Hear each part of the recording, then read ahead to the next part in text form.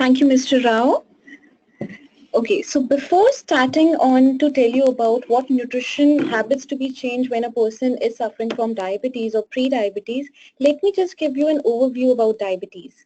Diabetes mellitus is a kind of metabolic ailment wherein either the body is incapable of producing insulin or the cells are not able to respond to insulin insufficiently, leading to high blood glucose in the body.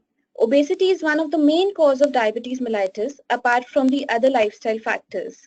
What was once majorly perceived as a Western phenomenon has now crept deep into Asian lifestyles. According to International Diabetes Atlas 2015, the status is an estimated 69.2 million people, Indians, are suffering from diabetes in India, which as per the WHO assessment in the year 2013 was estimated to be at 63 million. The estimates depict that diabetes prevalence has alarmingly doubled and so far has grown over by 100% in the past 15 years. So this was all about the statistics. Let me just take for a layman person, because if I talk scientifically about diabetes, you would not understand what diabetes is. A general question when a clinician asks to a patient is that what is diabetes? Do you have any awareness what diabetes is? And the answer that is given by the patient is that my sugars are high. This is what diabetes is. But why the sugars are high? What is happening in your body that the sugars have gone high? Let me just give you an introduction about that. So if you see on your screen, there's this diagram is there wherein at the top you can see the food articles. So whatever food is ingested in the body gets converted into glucose, the small crystalline things that you are seeing in the body which is going in. So when that glucose enters your body, to give you energy, it has to go inside your cell. But the cell has a small lock on it. The key of the lock is insulin, which is being produced by pancreas in the body. So what happens? When the glucose enters, brain sends a signal to pancreas that the food is there, kindly release the key, open the lock of the cell so that the glucose settles in. Now, in diabetes, what happens? Either the pancreas, which is secreting the keys, is not secreting enough keys so that all the locks can be opened. So in that case, what is happening, that 50 or 60% of the glucose molecules is being utilized by the cell, but rest of the remaining glucose molecules remain in your bloodstream, hence called high blood sugar, which this is a common diabetic type of diabetes that is happening in adults nowadays, which is called type 2 diabetes. In type 1, what happens is that there's an autoimmune response in the body which is happening, which is destroying all the keys that is being produced by the pancreas. So the beta cells and the alpha cells are being destroyed in the pancreas, which makes the keys. Hence, when the keys is not available, there's accumulation of lot of glucose molecules in the body, which is called type 1 diabetes. Type 2 can be managed with medicines. But in type 1, since the keys are not being produced, you have to give external keys, which is called insulin. That is the injectable medicine that a person has to take. What are the signs and symptoms of diabetes? So the classical sign, a person generally, when you go to a doctor saying, doctor, I'm feeling thirsty all the time, I have lost weight, and I feel like urinating very often, or I have a lot of fatigue. That time it clicks to the doctor's mind that, let me just ask this person to get his blood sugars checked. Why this happens is because this extra molecule of sugar which is rotated in your bloodstream is not being utilized, hence resulting into fatigue because you don't have energy to carry out, right? Also, when there's a lot of accumulation of glucose in the body, it is the blood, when it is going for the purification to the kidneys, it does not get purified properly. So what happens? There's a lot of accumulation of glucose molecules in the kidney area, hence excessive urination. Since you don't have energy, your food is not being utilized, there's unexplained weight loss that is happening. So doctor tells you, go get your HbA1c checked. HbA1c is basically your 3 months average sugar. It gives you an aggregated profile whether you are diabetic, non-diabetic, or likely to become a diabetic, which is called a condition as pre-diabetic. What are the dietary management? So it's very common phenomena that, a person is diabetic and people tell them, oh, you are diabetic, so please don't have sugars, stop eating mangoes, you should not have fat, you should not have mangoes. So a lot of things that go on and around diabetes, that you should not have this, you should have this, and ultimately a person feels like, now I have this diabetes, I can't eat anything, I can't do anything, and I'm just as miserable as any person lying on a hospital bed. So what you can do is, there's small tips that I'm going to give you in the course of this presentation, how you actually can improve your health being a diabetic, and how you can manage your diabetes and diabetic symptoms as well. So the main objective of nutritional therapy would be that you need to learn how to make kind of lifestyle choices which will enable you to achieve the optimum metabolic control and prevent the complications of diabetes like kidney issues, neuro problems. The first ailment that happens when you're a diabetic is that, you have nerve paining, you have arm pains, leg pains, fatigue all the time. So the nerves are the first thing that gets affected when you have diabetes. So how you can actually control it is by eating optimal food. So what are the dietary recommendations? It is same what we tell to a non-diabetic person, that a carbohydrate, which is carbohydrate, the major sources of carbohydrate is the chapatis, rice, all the grains that you are eating is carbohydrate. So that should comprise of at least 55 to 60% of the total intake. Dietary fiber, which is very important. I'll tell you why fiber is very important, is because what fiber does is, it entraps all the glucose molecules inside and make the release of sugar very slow in the body. For example, if you eat sugars, it will be released in a fraction of a second in your body, because the digestion of sugar starts from your mouth, because it's a simple carbohydrate, right?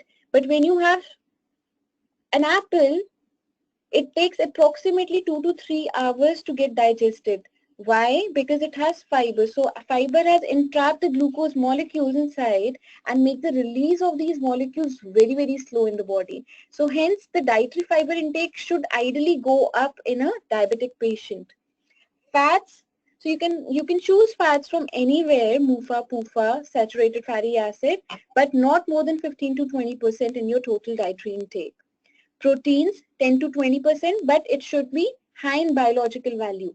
High in biological value means that if you're having 100 grams of a food item, at least 70% to 80% of that food item should have good quality protein.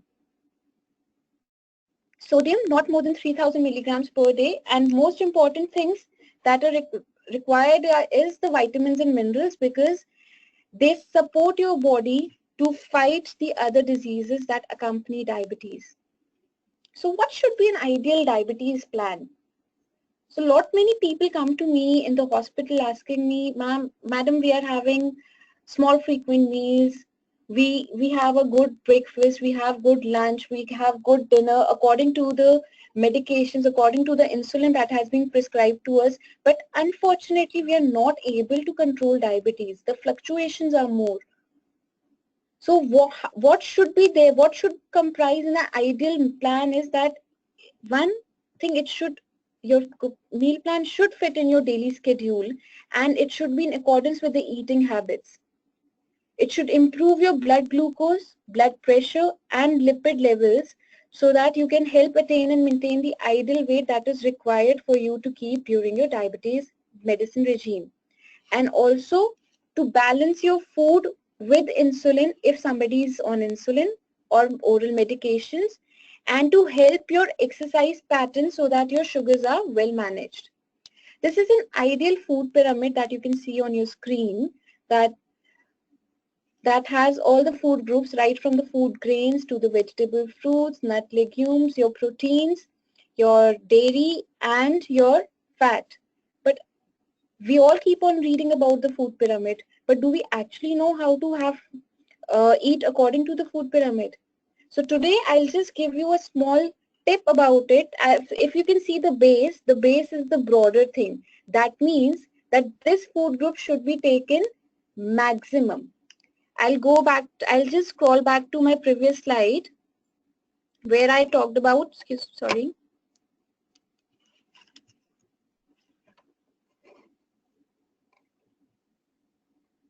Yeah, so carbohydrates, 55 to 60%, right? And if you see the pyramid here, we talk about carbohydrates, and that's the maximum major part that comprises of your meal. Why carbohydrate 55 to 60%, though it contains only 4 kilocalories per gram, is because our body does not understand, when our body requires energy, it does not understand protein as a source of energy or fat as a source of energy. It understands only carbohydrate as a source of energy. And whatever food you eat, 60% of that food is being taken up by the brain to do its normal course, right? Then your vegetables and fruits, how much quantity of vegetables you should have. People say that you should have it in abundance. You should have 5 to 6 servings of vegetables, 2 to 3 servings of fruit. But what one serving actually means? So when we talk about vegetables, one serving of vegetable means 100 grams to 150 grams. That is for the leafy vegetables. When we talk about starchy vegetables, not more than 50 grams. Starchy vegetables, your yams, potatoes, beetroot, they all fall under the category of starchy vegetables. Fruits, not more than 2 to 3 servings. One serving of fruit is 80 grams. Even if you're not able to take more than 2 fruits in a day, it's fine. But at least have the maximum amount of polyphenols, vitamins and minerals that is coming in your daily diet is from the fruits. Then how much fat should be taken? Oh, you are obese, you should not take fat. Your cholesterol profile is very high, you should limit your fats. It's not about limiting your fats. It is what fats at what time you are taking. So if you talk about ghee, you can take desi ghee also, or coconut oil as well if you ask me. But how much is appropriate for a person, that depends.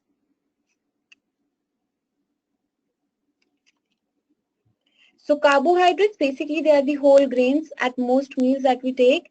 They deliver the bran that has fiber and the germ layer along with the energy-rich starch. It keeps hunger at bay. But people say that, when I have one bowl of rice, I don't feel full.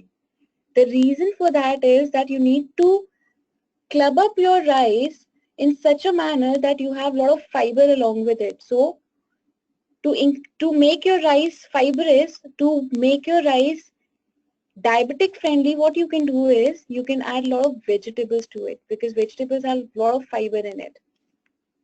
And for a diabetic person, what my suggestion would be to have whole wheat, brown rice, oatmeal, your millets like ragi, jowar, bajra. So they are the major source of energy in the body. They are important because they form the maximum part of your healthy meal. It raises blood glucose levels the most, but you can make your meals consistent by adding fiber. Again, I'm going to tell you, the one serving of carbohydrate is 15 grams. And 15 grams, if you want to measure, if you say, I don't know what 15 grams of chapati would look like. So we'll come on the handy practices where you can understand, this is what 15 gram is, this is what 5 gram is, this is one serving of fruits, how we can measure them. So one small chapati is 15 grams, one small apple is 15 grams, one small banana. So not the North Indian bananas that we get, which are elongated, but the South Indian kelis that we call can be taken. 2 multigrain biscuits, 1 slice of atta bread or multigrain bread, 3/4 cup of cereal. When I talk about cup, it is 30 gram quantity, not more than that. Half cup of corn, 1 cup milk. 1 cup milk is not 250 ml milk. It is roughly about 120 ml of milk. Juice not more than half a cup. Rice 1/3 of a cup.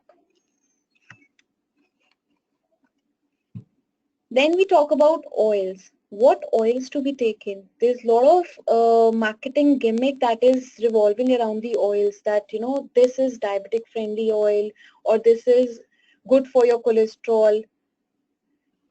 But let me tell you, it's all the marketing gimmicks that is happening. And what you need to understand is that your body needs all the 3 kind of fatty acids, which is MUFA, monounsaturated fatty acid, PUFA, polyunsaturated fatty acid, and SFAs, which is saturated fatty acids. So MUFAs basically are your olive oil, canola oil. When we talk about your PUFAs, it has sunflower, peanut. When we talk about your saturated fatty acids, it is ghee, coconut oil, right? But how you should take is not more than 4 teaspoons for one person in a day. And it should have appropriate amount of MUFA, PUFA and SFA. So what you can do is, you can have probably 1 teaspoon of, have 2 to 3 types of oil in the kitchen. Make one vegetable with one oil, another vegetable with another oil, and another vegetable with another oil, so that you're getting the benefits of all the different oils. There are people, I think there would be lot many people listening to this session and say that, you know, we use mustard oil, which is best. But nowadays the practice is that the way we are using mustard oil is really bad, because what we do is we boil the mustard oil so that the smell goes off from the mustard oil, and then we utilize it. But every oil has its smoking point. So when you boil an oil, it means that you have reached the oil to the maximum smoking point, and post that the oil bonds are breaking, and there are oxidation of oil which is happening, right? So when you boil mustard oil, it means that you have already made the oil rancid and now you are using it. So it's all trans fat that you're using in your food. So the best way to use mustard oil would be that, you know, instead of boiling it, just add 1 pinch of salt or 2 to 3 seeds of fenugreek seeds, right? That will take the smell of the mustard oil and you can utilize it. Though it's a very good source of MUFA and very healthy, but the practices that we are using to use these oils is very bad. Then how much vegetables and fruits should be taken? And why they're important is because they decrease the chance of heart attack because they're high in fiber. They protect against various cancers because they are high in vitamins and minerals. When something is high in vitamins and minerals, it provides your body with antioxidants. These antioxidants has the ability to fight with the cancer, with the free radicals that are being produced by the body. Right now, even if I'm talking, there's a lot of free radical that is being produced in the body, right? To combat this, my immunity might be helping a lot, but to increase the immunity also, I need these polyphenols, these colors in my diet. Since they are high in potassium, it helps in lowering down your blood pressure. It guards against cataract and other macular degeneration diseases. It adds variety and wake up your palate. Fish and poultry, not more than 2 times a day. Why? Because it has a lot of fats also, invisible fat also when you take. And apart from that, it has lot many anti-nutritional factors. So fish, if you take a fatty fish, it is very good for your health because you're getting a lot of omega-3 from it. It's a good source of protein and it helps in lowering down your cholesterol when they are leaner and whiter. When we talk about nuts and legumes, so if any person goes to a dietitian now, the normal thing is that, the first thing that a dietitian might write on your diet chart is have 4 almonds and 2 walnuts. Why they do that is because it comprises of 1 serving of nuts in your daily diet. And also it is providing you with optimal omega-3 that is required. See, there's a lot of inflammation happening in the body because of the inappropriate ratio of omega-3 and omega-6 in the body. Long back we have been consuming omega-6 rich foods, and hence the omega-3 ratios in the body has gone down. Due to the disbalance of this, there's a lot of free radical that is being produced in the body, hence create a lot of problems in the body. Legumes. So for a diabetic person, when we talk about legumes or we talk about dals, I would rather suggest you can have anything and everything, right from the split pulses to the whole pulses. Go a little low on the, hello? Go a little low on your pulses like chana, arhar dal, etc. Dairy, not more than 1 to 2 times a day, as it helps in building the body and bones because it's a rich source of calcium. Red meats and butter, try to avoid or have sparingly because it is very, very high in fat and disbalances the entire protein ratio that you're taking. Though red meat is very, very high in vitamin A, it is good source of vitamin A, but still go a little low on it. White rice, things that I would suggest you to go a little low on is white rice. Even if you're having 1 serving of white rice, try to consume that during the day, not at night. White bread specifically because it's the gold standard of GI index, that is the glycemic index. Potato, you can have potato if there's one diabetic person in a family of 4, you can add 1 potato for the vegetable somewhere around. If you're probably making beans, aloo, so you can have 1 aloo into 250 grams of beans. That way you can have. But sweets, if you want to have, try to have it as a mid-meal snack, not on a regular basis. Alcohol.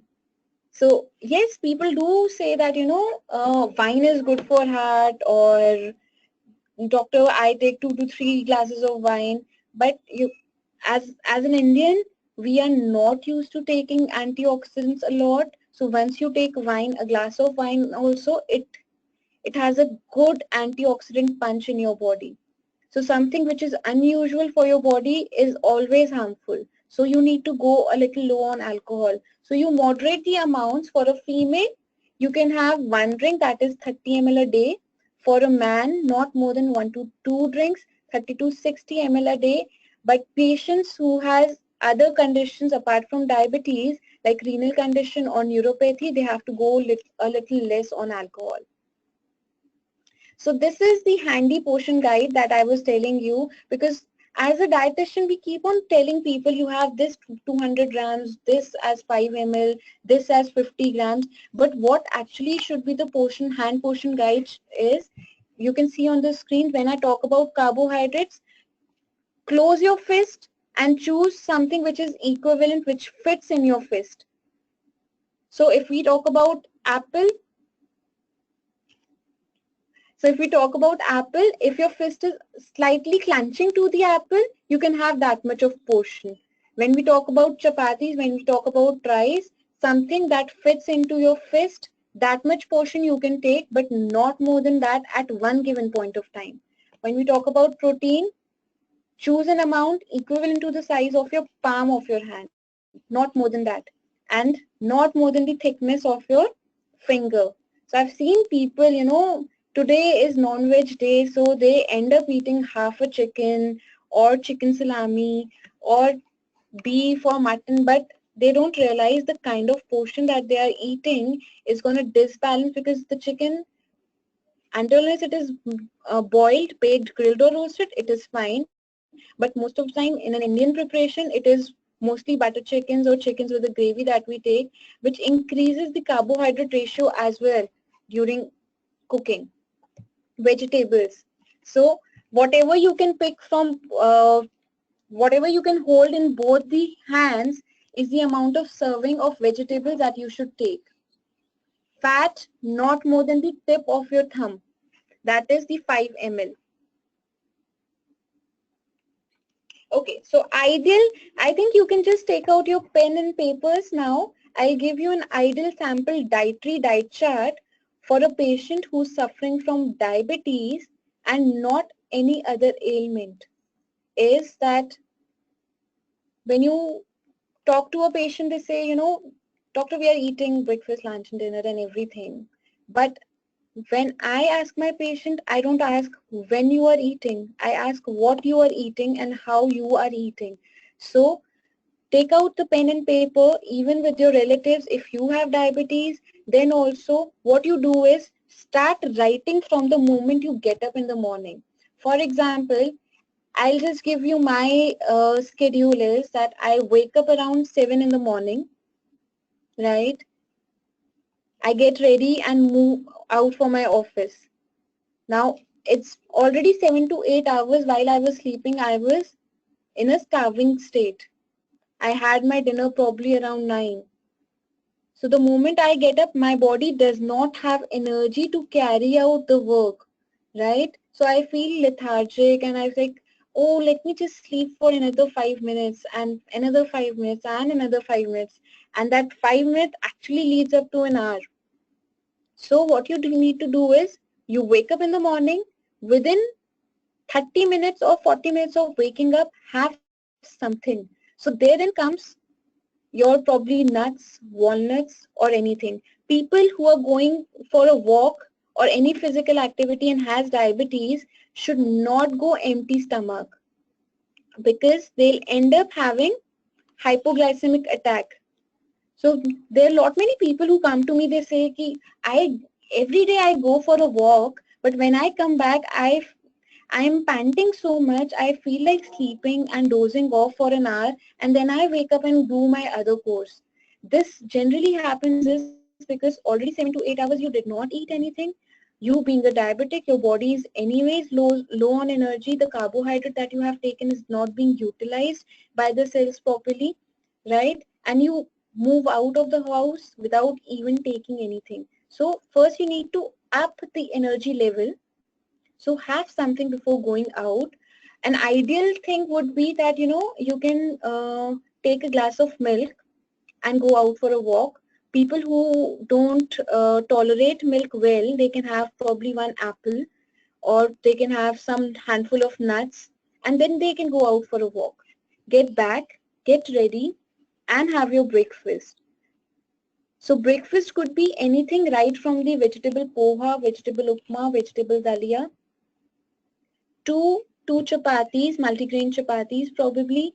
If not chapatis, if you are habitual of having toast, you can have 2 atta toast. In between, you can probably stuff some paneer, cottage cheese or vegetables and make a sandwich out of it. If you're non-vegetarian, you can also put in some 2 egg whites in between.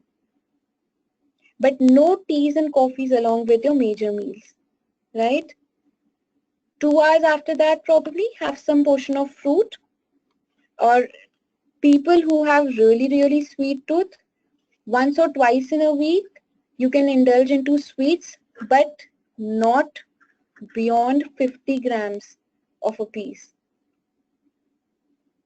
Around 1:32ish, have your lunch. An ideal lunch would be 2 chapatis. If not chapatis, you can have 1 bowl of brown rice or white rice as well, as long as you're increasing the vegetable intake. 1 katori of dal, 1 whole katori of vegetable, 3/4, you can have 3/4 plate of salad and 3/4 cup of curd. This should be an ideal situation. The people who are going to offices and they can't carry so much of food, it's fine. What you can do is you can probably just have a charge along with 2 bowls of vegetables and 2 chapatis. That I think that's the easiest thing to carry. and some salad along with it, because dal I guess would be a little difficult. People who have microwaves and OTGs in the office working space, they can probably carry their dals along.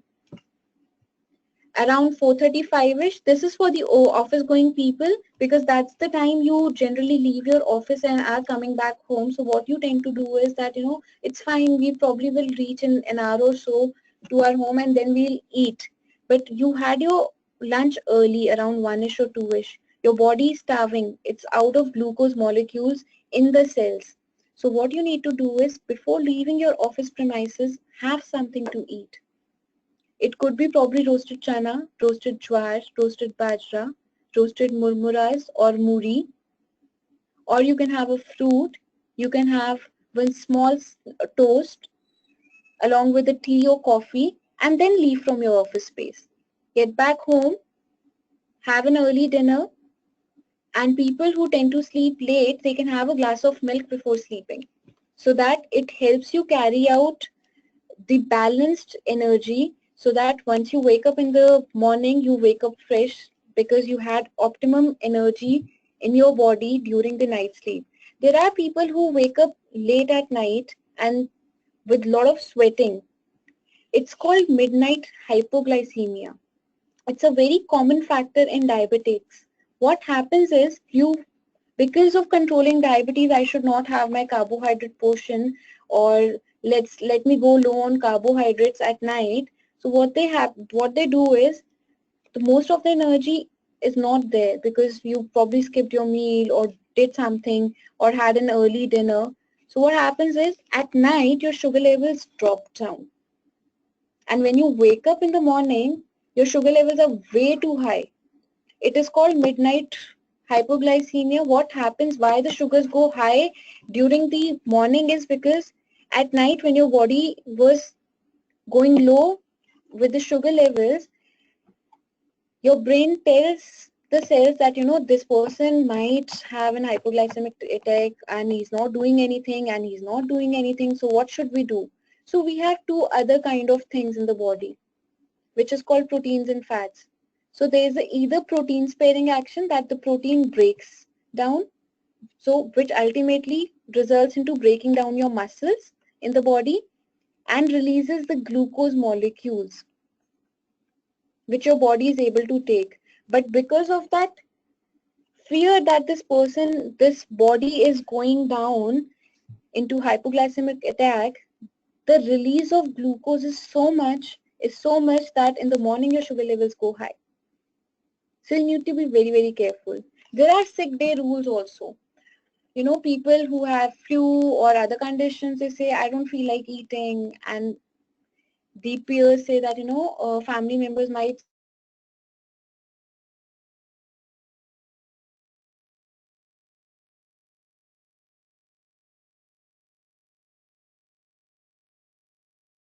that, if they are in target range, what you can do is you can have fluids. You can also probably have 1 to 2 teaspoon of glucose powder in a liter of water, so that you're not munching food, but a lot of fluid is going in your body, right? Also do check for ketones.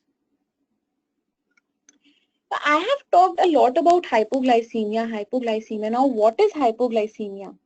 Hypoglycemia is when your blood sugar levels drop lesser than 75 to 70 milligram per deciliter of blood in your body. And what are the symptoms? Anything unusual, cold sweats. You feel that, okay, your body is palpitating, or you think that, something is just not good.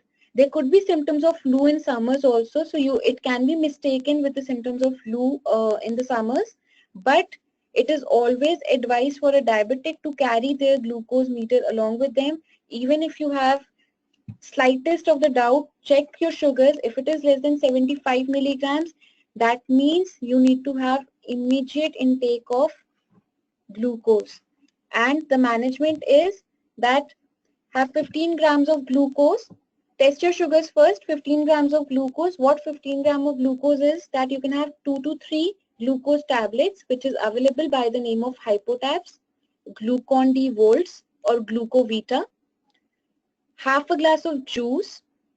Soft drink is not something that I would actually suggest, but if there is no option left and you can see a shop which has a cold drink, then you can have probably two small glasses or 2 cups of cold drink or 3 teaspoons of sugar or glucose. There are people who, when they experience hypoglycemic attack, they immediately fall unconscious, right? So what you can do is, for those people, the best possible treatment is in the buccal cavity, that means insides of the cheek, rub glucose. This will help them regain conscious. And check your sugars again after 15 minutes of administering either of these things. If your sugars are still less than 80 milligrams, then that means you have recurrent attack of hypoglycemia and you need Dextrose IV. So that means that you need to go to a nearest nursing home or a hospital so that the glucose can be given intravenously. So, okay, so since it's a corporate lecture that we are doing and you would say, ki, madam, we don't have time to eat food in the workplace, so what can be done? So maximum food decisions, a person actually spends maximum time in deciding what to be done, what to be eaten, what should I wear next day, right? So 50% of the waking hours goes in deciding what to eat, when to eat, how to eat, or okay, fine, I am a diabetic, I might not eat this sweet, or I can probably have a rasgulla. So you approximately make 113 food decisions in a day. Be it in your thoughts, be it verbally, or be it actually you're doing it, right? So what you can do is, if you have a cafeteria or a vending machine nearby, so try to look out for options which are healthy, which are high in fiber, right? If there are treats in the lunchrooms, try to go a little low on the portion sizes, because you know you are carrying your food, or probably this food is not good for you. I would not suggest, if a pizza party is going in an office, not to have a pizza. Have pizza, that's not a problem.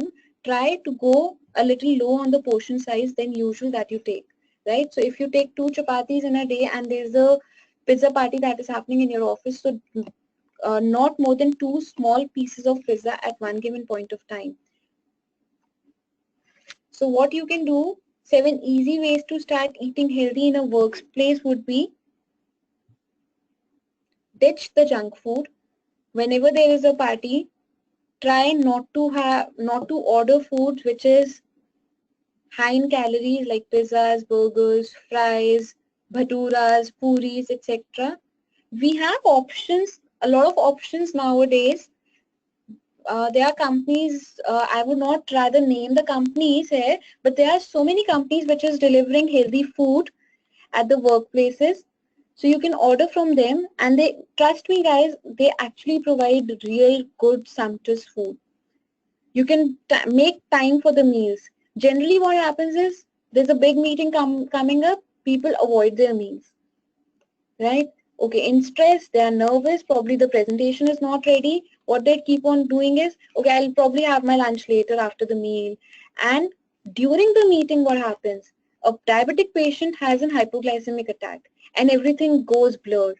So to have an effective presentation, to leave a good impact in the meeting area, what you need to do is have your meals before going anywhere. Try to bring leftovers to your office place. So if probably you made chana bhatura at home, right? So you can, what you can do is, you can club your chanas with a chapati instead of a bhatura, or you can club your chana with some rice. Plan your meals prior. Do not plan your meal instantly. So what you need to do is, if I have to eat tomorrow, I plan my meal accordingly, that this would be my breakfast, this would be my lunch, this would be my dinner. Okay, so I probably have a birthday party in the office area. So in my office, probably what we do is we order North Indian or a South Indian meal. Okay, so this might increase my blood sugars. So let me carry a box of salad along with me, right? So once everybody is having everything, you eat your salad before going for a party and eat whatever is there so that you go a little less on your portion sizes. Keep snacks at your desk. What I generally do, my bag is full of snacks. You'll find either roasted chanas, roasted jowars, roasted bajras, roasted muris, right? Or people who drive on a longer route, whose commuting time is more than 2 hours in a day, they can keep small boxes in their cars that during the traffic hours, they can probably munch 1 or 2 handful of it. Bring in a water bottle, which is very necessary. Even if you're going low on a carbohydrate dose, once you have a glass of water or even 2 sips of water, what happens in your body is that there's a uh, sudden rush of sugar in the body. Why this happens is because the blood volume has increased and the circulation of blood because of the intake of water has increased. So immediately your mind gets charged. Okay, so blood is circulating. There's a lot of sugar which is there in the blood. Let us just circulate that, right? And choose balanced snacks, which is very important. So healthy snacks for an office could be fruits, salads, sprouts. You can have chaat, you can have roasted snacks, you can have soup, you can have green tea. Try not to have soups like the packaged marketed ones because they have a lot of corn flour. And corn flour is again simple sugar which increases your sugar levels in the body. So try to have homemade soups or soups which do not contain cornstarch in it.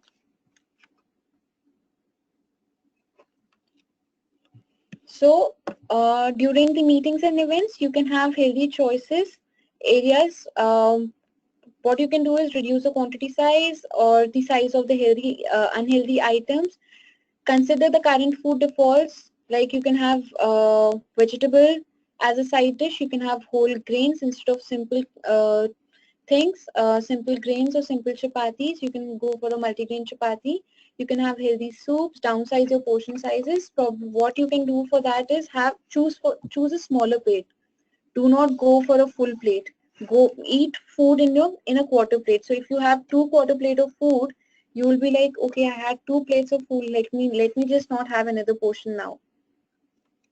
So your prescription to thrive is pay attention to the portions. Avoid supersizing of food.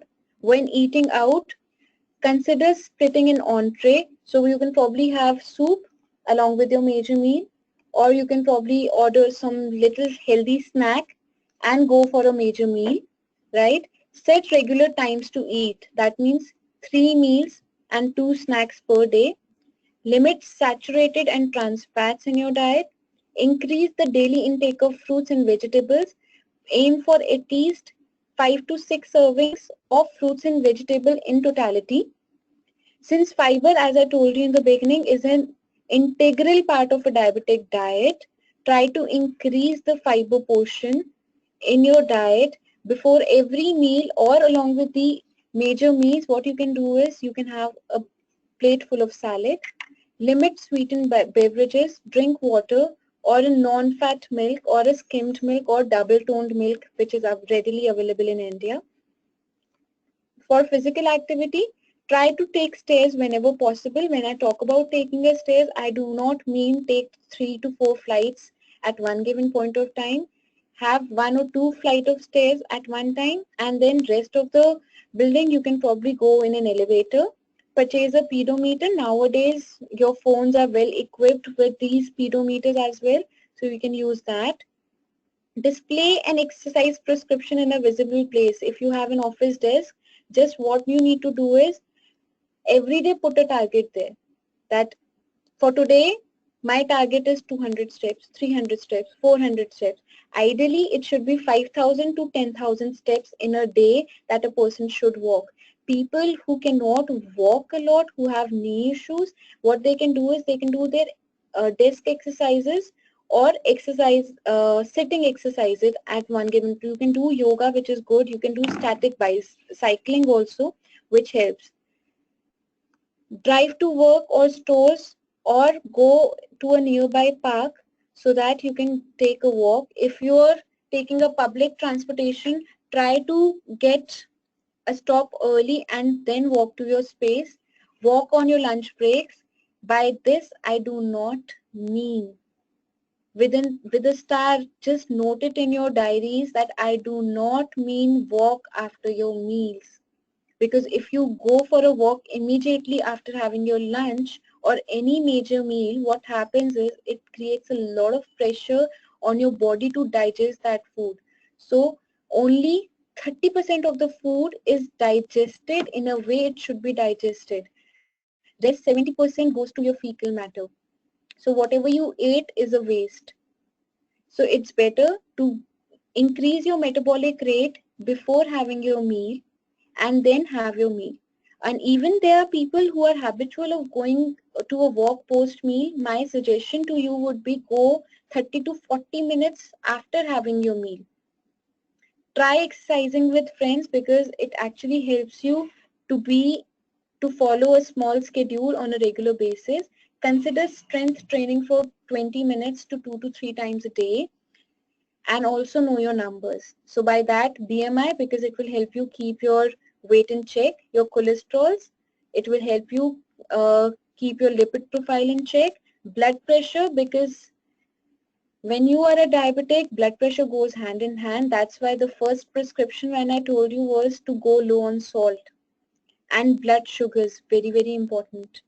So for a diabetic, your fasting should be less than 120 milligram per deciliter of blood, which is called a controlled fasting.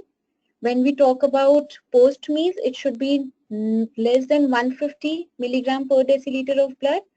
When we talk about HbA1c, ideally it should be lesser than 6.5, but for a diabetic, not more than 7%. So diabetes is a result of bad diet, bad lifestyle, stress, and no physical activity. So building a healthy lifestyle, to conclude here, building a healthy lifestyle involves both choices and action. A healthier lifestyle can be accomplished with the choice and actions that you make each day. And for that, each day means that, okay, from tomorrow I might go for an exercise. That is not a choice that you are making, because an action will never happen on it. You have to say, okay, I have to start walking. From today, I'll start walking, and go out, wear your sports shoes and move out for a walk. If you want to change your food habits, immediately after this session, probably just plan out your meal. As I told you, small frequent meals, 3 major, 2 minor, along with the healthy choices incorporated. Thank you so much. We are open for questions now. Questions, we would